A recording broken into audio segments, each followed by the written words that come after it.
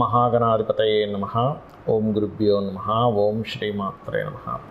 పరమేశ్వర స్వరూపమైనటువంటి జ్యోతిష, వాస్తు మరియు ఇతర అనేకమైనటువంటి శాస్త్రములను మనకు అందించినటువంటి మహర్షులకి నమస్కారం.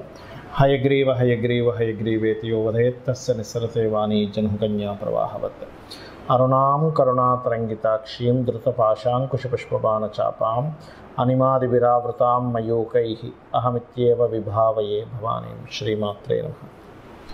ప్రేక్షకులకి ఆ లలితాంబిక అమ్మవారి యొక్క అనుగ్రహం పరిపూర్ణంగా కలగాలని మనస్ఫూర్తి కోరుకుంటూ మనం ఈరోజు చెప్పుకోబోయే టాపిక్ ఏమిటంటే, చాలామంది వ్యాపారాలు చేస్తూ ఉంటారు.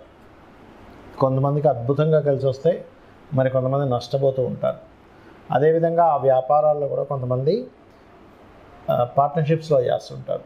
అంటే అలాగా ఈ జాతకుడు ఇంకొకరు కలిసి పార్ట్నర్షిప్లో చేయడం, అందులో కొంతమంది ఓన్లీ ఇన్వెస్ట్మెంట్ చేయడం, అవతల వాళ్ళు చూసుకోవడం, ఇలా రకరకాలుగా ఇద్దరు ముగ్గురు కలిసి చేస్తూ ఉంటారు. అయితే ఈ వ్యాపార విషయాల్లో చాలామంది ఏమనుకుంటారంటే, నక్షత్రం టు నక్షత్రం, అంటే వీళ్ళది పలానా నక్షత్రం, అవతల వాళ్ళది ఇంకో నక్షత్రం అయినప్పుడు ఆ నక్షత్రాలు కలిస్తే చేయొచ్చు, నక్షత్రాలు కలవకపోతే వ్యాపారం పార్ట్నర్షిప్ చేయకూడదు అనుకుంటారు. అది పూర్తిగా రాంగ్, గుర్తుపెట్టుకోండి.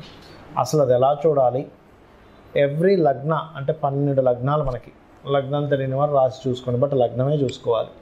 ప్రతి లగ్నానికి అసలు వ్యాపారం అభివృద్ధి అవ్వడానికి ఏం చేయాలి, ఒకవేళ పార్ట్నర్షిప్స్ చేస్తున్నాము కానీ పాడైపోయింది అన్నప్పుడు దానికి రెమెడీ ఏం చేసుకోవాలి, అసలు పార్ట్నర్షిప్ చేయడానికి మీ లగ్నరీత్యా సప్తమ స్థానాధిపతి ఎవరు చూడాలి, అదేవిధంగా మీరు ఏదైనా ఒక వ్యాపారం చేసుకోవాలంటే అసలు మీ జాతకంలో ఏం చూసుకోవాలనేటువంటి విషయాలు మనం ఇప్పుడు తెలుసుకుందాం. ధనుర్లగ్నము, ధనస్సు రాశి. ధనస్సు వారికి బిజినెస్ ఏ రకంగా, ఫస్ట్ వాళ్ళ స్ట్రెంగ్త్ ఏమిటి? ధనస్సు వారికి ఏంటంటే మంచి నేమ్ వస్తుంది. ఎలా అంటే వీళ్ళు మంచి ప్రోడక్ట్ అమ్ముతారు. జూపిటర్ పాడైతే that is different case. But ఏమిటంటే ఒక వ్యాపారం, వీళ్ళు నిజాయితీగా ఉంటారు, వీళ్ళ దగ్గర మంచి ప్రోడక్ట్ దొరుకుతుంది, ఒరిజినల్ దొరుకుతుంది. ఇలాంటి దాని మీద మీరు బిల్డప్ చేసుకుంటూ వెళ్తే బాగుంటుంది. మీ యొక్క తత్వం కూడా అలా ఉంటుంది ధనుసు లగ్నం వారికి. మరైతే ఇక్కడ మనము స్ట్రెంగ్త్, వీక్నెస్ ఎలా ఉంటుందో అదేవిధంగా మనం ఒక బిజినెస్ ప్రారంభించాలన్నా, పార్ట్నర్షిప్స్ చేయాలన్నా, లాభాలు రావాలన్నా గ్రహాలు ఉంటాయి. దానికి ఏమిటి అని చెప్పి చూసుకున్నట్లయితే, ఫస్ట్ ఆఫ్ ఆల్ చాలామంది ఏమనుకుంటారంటే పార్ట్నర్షిప్ చేయాలంటే నక్షత్రాలు కలవాలంటారు. నక్షత్రాలు కేవలం మైండ్ సెట్ కలవడానికి మాత్రమే, బట్ సప్తమాధిపతి బాగుండాలి పార్ట్నర్షిప్కి. ఇది ఫస్ట్ మీరు గుర్తుపెట్టుకోండి. అయితే ఇక్కడ మరొక విషయం ఏంటంటే, మనం ఏదైనా ఒక బిజినెస్ ప్రారంభించలేకపోతున్నామో, ధనుర్లగ్నంలో జన్మించాము అనుకున్నప్పుడు మీ యొక్క శని పాడవుతాడు. శని పాడైనప్పుడు ఏమవుతుంది? కుటుంబ సభ్యుల సహకారం లేకపోవడం, సమయానికి ధనం రాకపోవడం. ప్రారంభిద్దాం అనుకున్నాం, ఎవరో లోన్ ఇస్తా ఉన్నారు, సరే అంతా ఫిక్స్ చేసుకున్న ఆ టైంకి డబ్బులు రావు, ఏం ప్రారంభిస్తారు?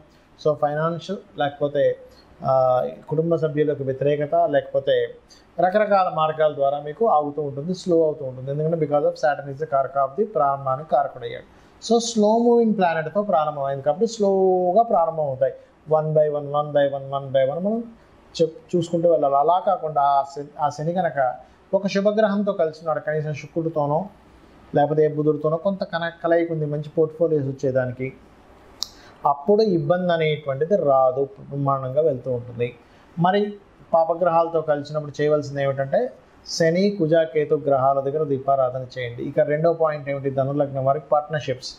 ఇది బుధుడు అవుతున్నాడు అంటే ఏమిటి? పార్ట్నర్ చాలా తెలివైన వ్యక్తి కూడా వస్తాడు, మీకు అందులో ఎటువంటి డౌట్ లేదు. పార్ట్నరే వ్యాపార ప్రారంభం చేయడానికి కానీ, వ్యాపార ప్లానింగ్ మొత్తం పార్ట్నర్ చేస్తూ ఉంటాడు, మీరు ఓన్లీ ఇన్వెస్ట్మెంట్ చేస్తుంటారు కొన్ని సందర్భాల్లో. అయితే ఇక్కడ ఈ పార్ట్నర్ కారకుడైన బుధుడు కనుక పాడయ్యాడు అంటే మీరు ఒకటే బాగా గుర్తుపెట్టుకోవాలి, మీరు మోసపోతారు. ఆ వ్యాపారంలో పార్ట్నర్ ఎవరైతే ఉన్నారో అతను మొత్తం క్యాప్చర్ చేసి, ఇదేమీ లేదు ఇందులో, మొత్తం నేనే చూసుకుంటున్నా, డబ్బులు కూడా నేనే తీసుకొచ్చాను, నువ్వేదో కొంచెం తీసుకొచ్చావు, నీ డబ్బులు ఎప్పుడో అయిపోయాయి కాబట్టి ఇదంతా నాదే, నువ్వు ఎంతో కొంత బయటికి వెళ్ళిపో అని చెప్తాడు. కొన్ని కేసెస్లో అయితే నేను చూశాను, రూపాయి కూడా చేతిలో రాకుండా బయటకు వచ్చిన వాళ్ళని నేను బోల్డ్ మందిని చూశాను.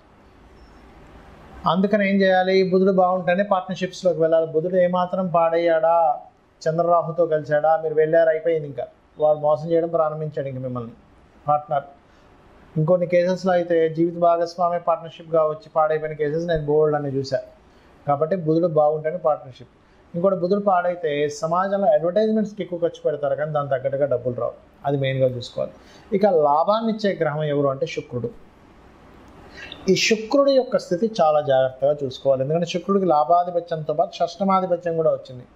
సహజంగా ఈ లగ్నానికి పాపిక్, కానీ మనం బిజినెస్ పాయింట్ ఆఫ్ వ్యూలో లాభాధిపతి ఇవ్వాలి కాబట్టి లాభాధిపతి ఎలా ఉన్నాడో చూడాలి. లాభాధిపతి కనుక బాగోలేడు అంటే స్త్రీలతోనో లేకపోతే ఏదో లిటికేషన్లోనో గొడవల వల్ల లాభాలు తగ్గుతూ ఉంటాయి. అంటే ఏమిటి, ఆ గొడవల వైపు కోర్టు కేసుల వైపు వెళ్లకుండా చూసుకోవాలి. లేకపోతే ఏమో దాని చుట్టూ తిరుగుతూ ఉంటారు, బిజినెస్ పక్క పోతుంది. కాబట్టి ఈ జాగ్రత్తలు తీసుకోవాలి. అదే శుక్రుడు బాగున్నాడు, స్త్రీ మూలకంగానే డబ్బులు వస్తాయి. లోన్ తీసుకొచ్చి మళ్ళీ దాన్ని గ్రో అప్ చేయడం ద్వారా లాభాలు పెరుగుతాయి మళ్ళీ. సో ఇది మెయిన్గా చూసుకోవాలి. ఇక మీరు పర్టికులర్గా లాభాధిపతి మరింత మంచి ఫలితాలు ఇవ్వాలంటే లక్ష్మీ గణపతి హోమం చేసుకోవడమో, లేకపోతే చండీ పారాయణం వినడమో, లేకపోతే డబ్బులు లేవండి కనీసం రోజు లలిత సహస్రనామాలు మీద మీరు చేసుకుంటూ ఓం ఇంద్రగోప పరిక్షిప్త స్మరతోనాభజంగికాయ నమః అనే మంత్రం చేసుకోండి, అనే విధాలా బాగుంటుంది. అసలు ఒక వ్యాపారం కలిసి రావాలి అంటే స్టెప్ బై స్టెప్ నేను మీకు కొన్ని విషయాలు చెప్తాను.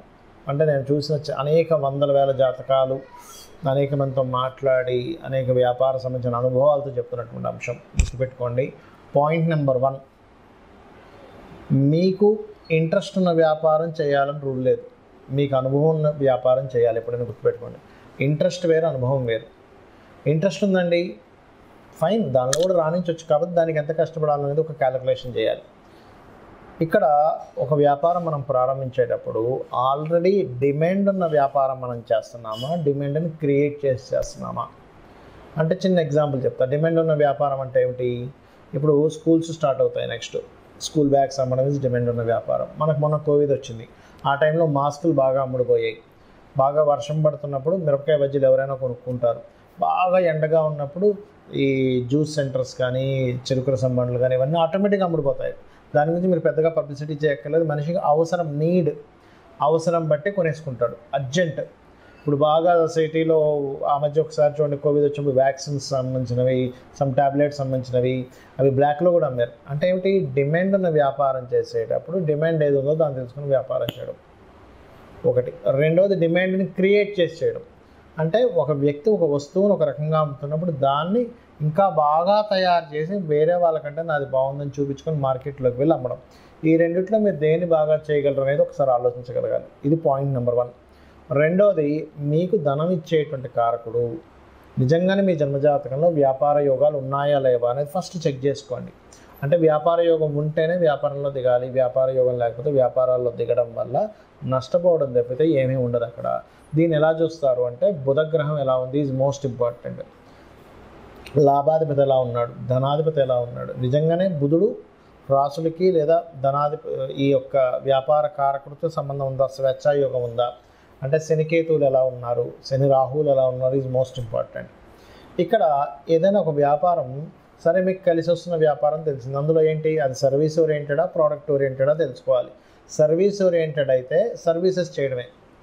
అంటే లైక్ ఏదైనా ఇప్పుడు స్కూల్స్ ఉన్నాయి, సర్వీసెస్, అది ప్రోడక్ట్ కాదు. రియల్ ఎస్టేట్ సర్వీసెస్ అంటే మీరు మధ్యలో ఉండి మధ్యవర్తిగా ఎవరికైనా అమ్మిస్తున్నారు, కొనిపిస్తున్నారు, దట్ ఈజ్ సర్వీస్. అట్లా సర్వీసెస్ చేసేవి. డాక్టర్ ఉన్నాడు, సర్వీస్.